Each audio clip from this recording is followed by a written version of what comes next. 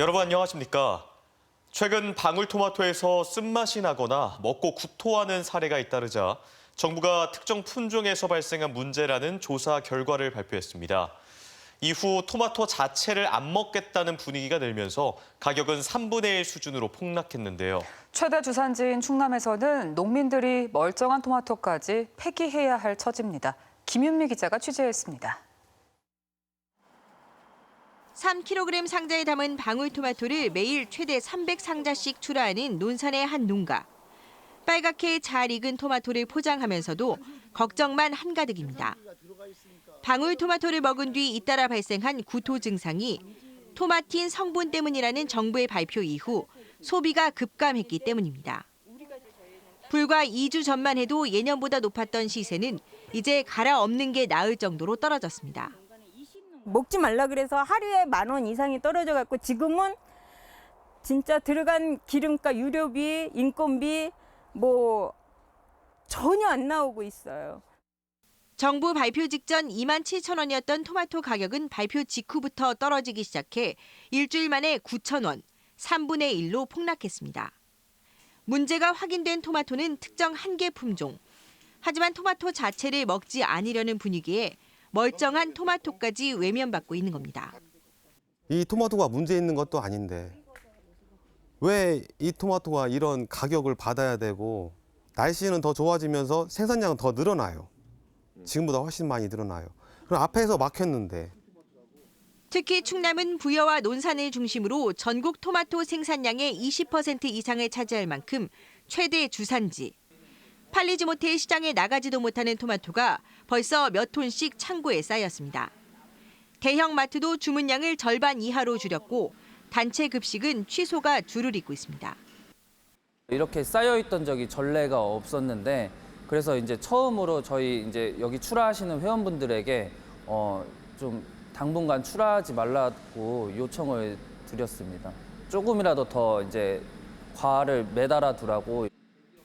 당장 부여구는 구내 식당 식단에 방울토마토를 넣고 예정했던 토마토 축제를 그대로 진행해 소비를 늘린다는 계획입니다.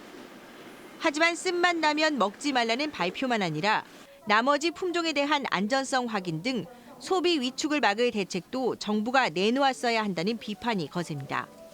MBC 뉴스 김유미입니다. 우리 지역에 봄비가 내렸지만 충남 지역의 가뭄은 크게 나아지지 않은 것으로 나타났습니다. 충남 서부 지역의 식수원인 보령댐에는 어제까지 40mm가 넘는 비가 내렸지만 현재 저수율은 27.6%로 하루 전보다 0.2% 상승하는 데 그쳤습니다. 이는 평년 저수율의 74% 수준으로 가뭄이 심했던 지난해보다도 5%포인트 낮은 것으로 이달 말까지 비가 더 오지 않으면 보령댐의 가뭄 대응 단계는 주의 단계로 격상될 전망입니다. 충남도는 한 달 전부터 금강도수로를 가동해 지금까지 하천수 약 390만 톤을 보령댐에 공급했고 일선 시군과 함께 물 절약 캠페인을 벌이고 있습니다. 대전시와 충남도가 고농도 미세먼지 확산으로 내일 오전 6시부터 밤 9시까지 미세먼지 비상저감 조치를 시행합니다. 이에 따라 비상저감 조치 의무 사업장과 공사장은 가동 시간을 조정하고 석탄 화력 발전 시설은 가동을 멈추거나 감축 운영에 들어가며 배출가스 5등급인 노후 경유 차량 운행은 제한됩니다. 오늘 오후 5시를 기준으로 대전과 세종, 천안과 아산, 당진에는 초미세먼지 주의보가 발령됐고 그 밖에 충남 12개 시군에는 초미세먼지 경보와 미세먼지 주의보가 함께 내려져 있습니다. 일본 정부가 또다시 초등학교 교과서의 역사를 왜곡해 우리 국민이 모두 공분하고 있습니다. 충남 지역 학교에서는 우리 땅 독도와 일제강점기와 관련한 교육을 강화해 한일 역사 바로 세우기에 나섰습니다. 보도에 이승섭 기자입니다. 보령의 한 고등학교의 한국사 수업 시간입니다. 오늘 수업에서는 정규 교과 과정 대신 최근 일본이 어떻게 역사 교과서를 왜곡했는지 이를 어떻게 반박할지 생각해 보기로 했습니다. 그러면 얘들아, 우린 이게 진실이 아니라는 걸 알고 있잖아요. 근데 어린 나이 때부터 그런 교과서로 공부하면 일본인들은 이게 사실이라고 믿을 수밖에 없어요. 학생 스스로 사료를 찾아 왜 일본 교과서가 틀렸는지 따져봅니다. 해방 이후에 연합국 최고사령관 각서를 보면 약 1,000개의 작은 인접섬들을 포함하는 것으로 정의된다. 그리고 여기서 울릉도와 독도, 제주도가 제외된다는 것이 나와 있습니다. 일본의 역사 왜곡에 대응해 우리가 할 수 있는 게 무엇인지도 생각해 보게 됩니다. 저희들끼리도 계속 토론을 많이 하고 저희가 저희 역사를 먼저 제대로 알아야 일본한테 설명을 해줄 수 있으니까. 충남교육청은 일본의 역사 교과서 왜곡 이후 이를 계기로 한 교육을 늘렸습니다. 또 3.1운동 100주년이었던 지난 2019년 이후 학교에 남아있는 일제의 흔적을 찾아 정리하고 있습니다. 지금까지 교가와 교훈, 기념물 등 200여 건을 바로잡았습니다. 우리 학생들이 올바른 역사교육과 민주시민의식을 함양하는 학습의 장이 될 수 있도록 노력하겠습니다. 충남교육청은 일제의 잔재 청산을 이어가는 한편 우리 역사와 민주주의를 위협하는 현안이 생길 때마다 계기성 교육을 강화하기로 했습니다. MBC 뉴스 이승섭입니다.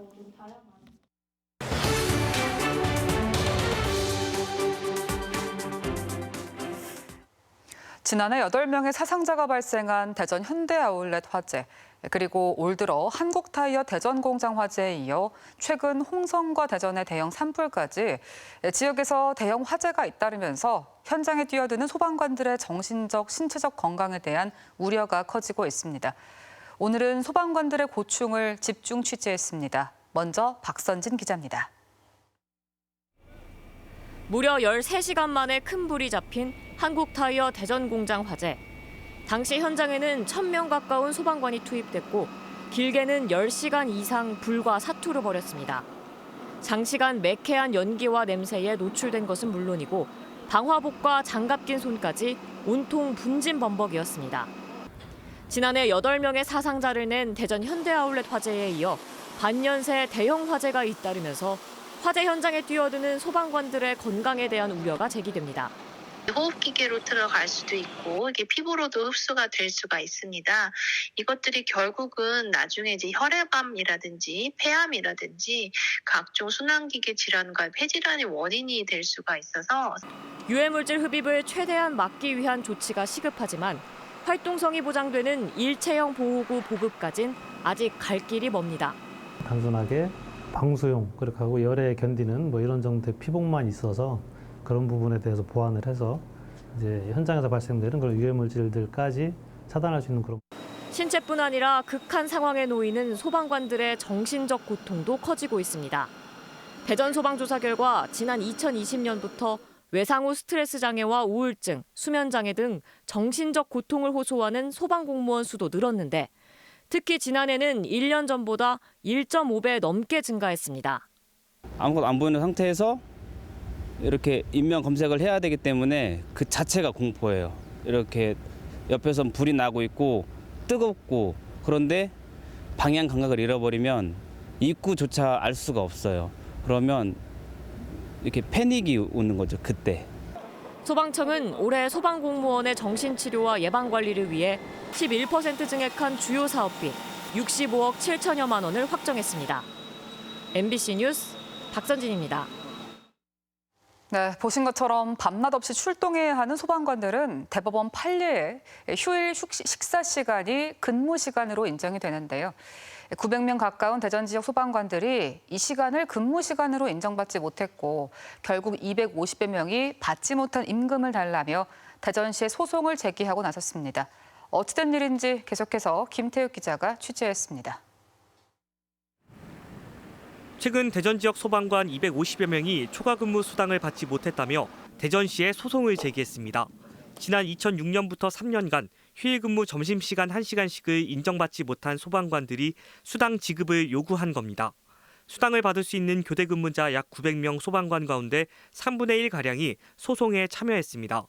앞서 지난 2019년 대법원은 소방공무원의 휴일 근무 중 식사 시간도 근무 시간에 포함된다는 고등법원의 판단이 정당하다며 경기도 등 지자체가 낸 상고를 기각했습니다. 한국타이어를 보셨듯이 비번자까지 쉬는 날도 불구하고 동원해서 화재 진압을 하고 있습니다. 그런 부분은 반드시 대우받는 그런 시간의 수당으로 지급될 수 있도록 소방공무원 256명이 청구한 수당 총액은 약 6억 2천만 원입니다.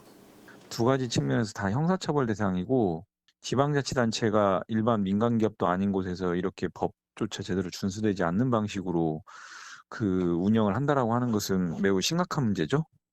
이에 대해 대전소방본부는 지난 2012년 수당을 정할 때 식사 시간 등에 대한 정산 여부는 합의하지 않았고 휴일 식사 시간을 산정하기로 한 것은 지난 2015년 인사혁신처 협의를 통해 적용됐다며 2006년에서 2009년은 소급 대상이 아니라는 입장입니다. 하시도는 어때요? 저 대전 말고도 다른 데도 이거는 지급을 안 하나요? 전체 금액을 다 준 데가 있고요. 그리고 나중에 정산을 한 데가 있고요. 한편 대전시는 지난 2012년 수당 지급에 합의하지 않은 소방공무원 50명이 제기한 초과근무 수당 소송 1심에서 패소해 18억 9,300만 원을 지급했는데 최근 제기된 수당 청구 소송에는 지급 의무가 없다는 입장을 고수하며 법원의 판단을 받겠다고 밝혔습니다. MBC 뉴스 김태욱입니다.